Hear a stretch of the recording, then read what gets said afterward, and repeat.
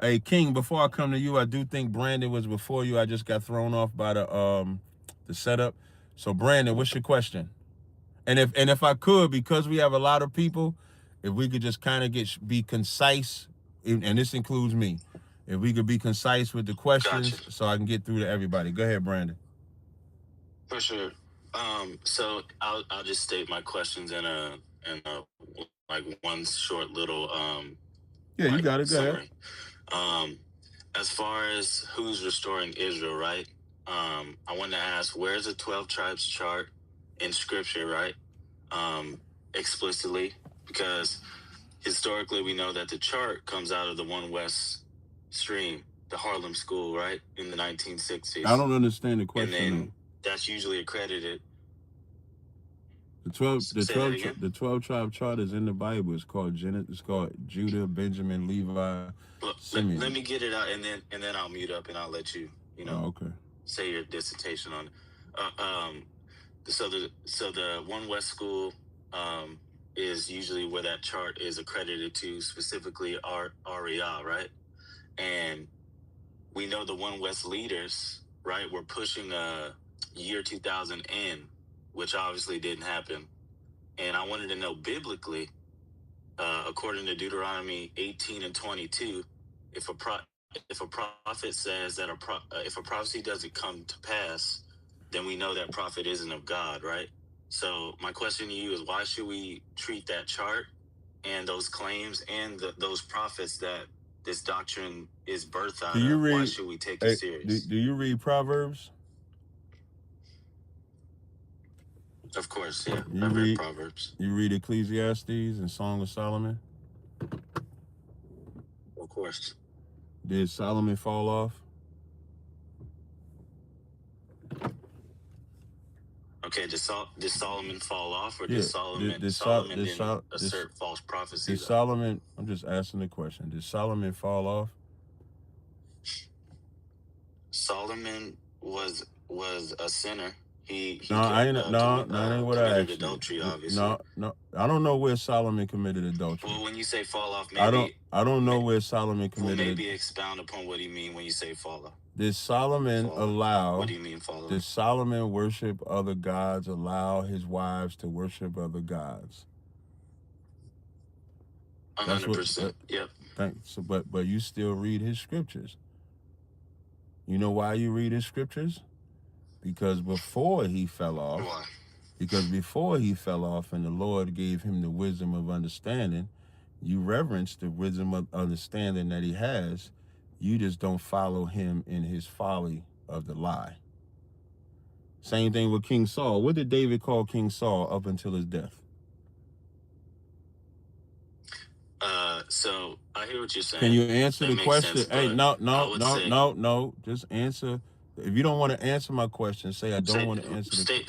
State like listening is an art. When you keep saying state your question, what you're telling me is you're not trying to have an honest conversation, as I am with you. I didn't tell you I didn't hear you. No problem. This is the second time I'm having to repeat my question because you ain't listening. So I'm gonna ask it again.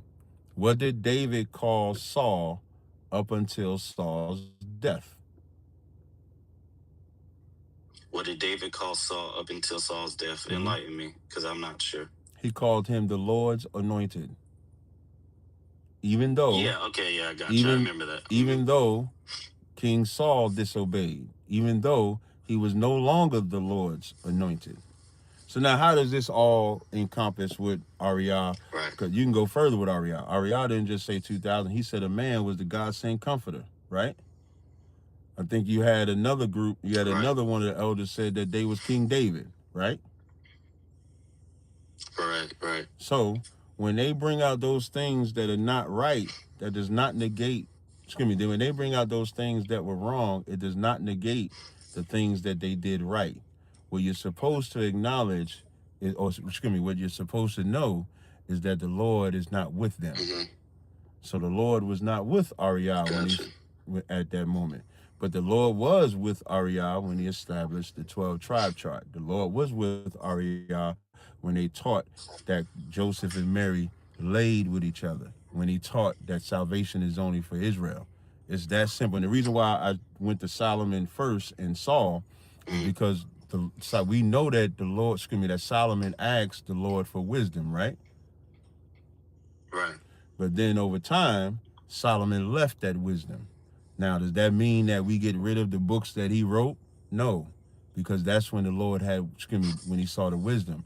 But when we read that history, and we read Second Kings, and we see him sleeping with them white women, them Chinese women, and all the women he wasn't supposed to sleep with, and we see him starting to worship their gods, we now have a point in history where we stop listening to Solomon. So there's a point in history where we stop listening to Ariel. We can no longer listen to Ariel. And we can still reverence the works that he did before he fell off, because David called Saul the Lord's anointed so much that when, I don't know if you ever read, when Saul and Jonathan, right, they had fell on their sword. I think they was about to lose the war.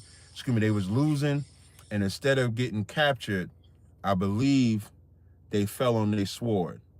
And two men came to David, and I'm trying to see if I can find it in the scriptures. Two men came to David and tried to say that they had unalived Saul. Do you know what David did to him? I'm asking you, brother. He said, "Don't." Yeah, I was on mute. My bad. Okay, he told him, "Don't touch him." No, he didn't say don't touch him. I'm gonna read it. This is 2 Samuel's 1. I'm gonna start at verse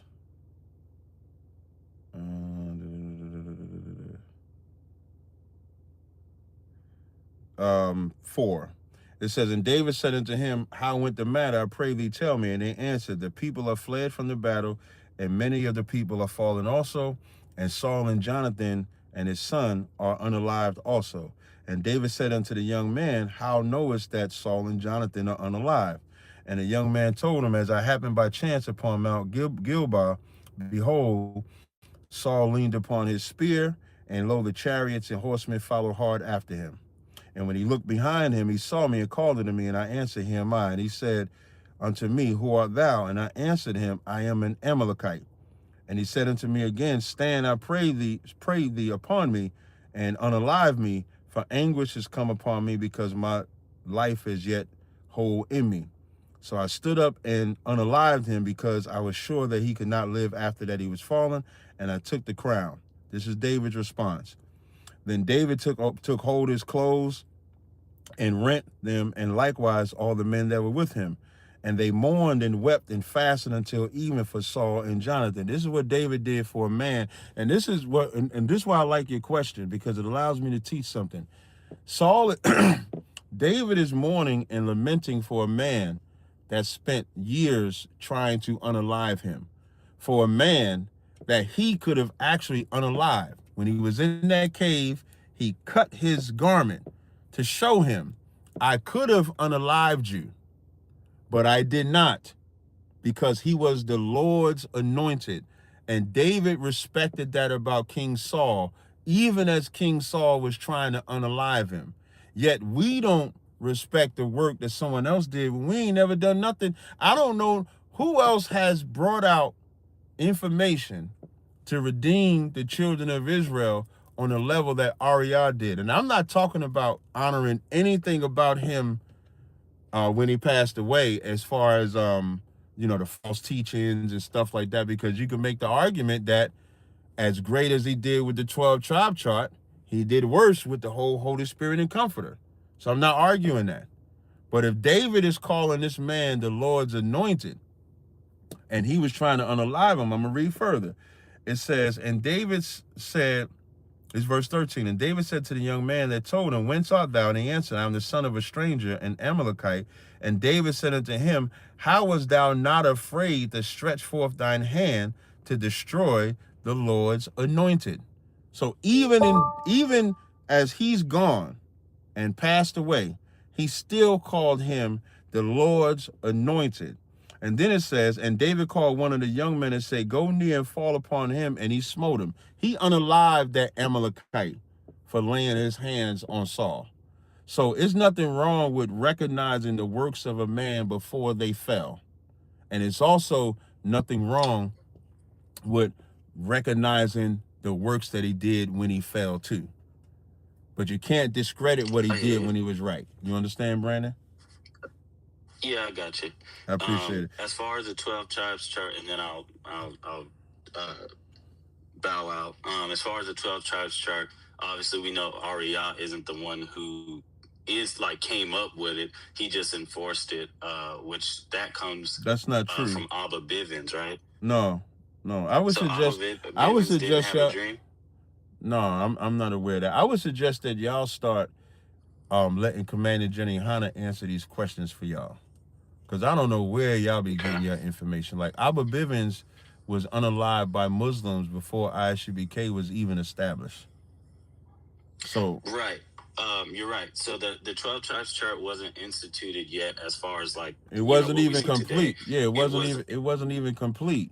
Yeah, it wasn't complete. Right. Yeah. It took time. Yeah, so you can't put that. Yeah. You can't put that on Abba Bivens at all. You got to put that on Ariel Mashah, Yaiquab, Yeshaya, men that actually went out to do the work for it.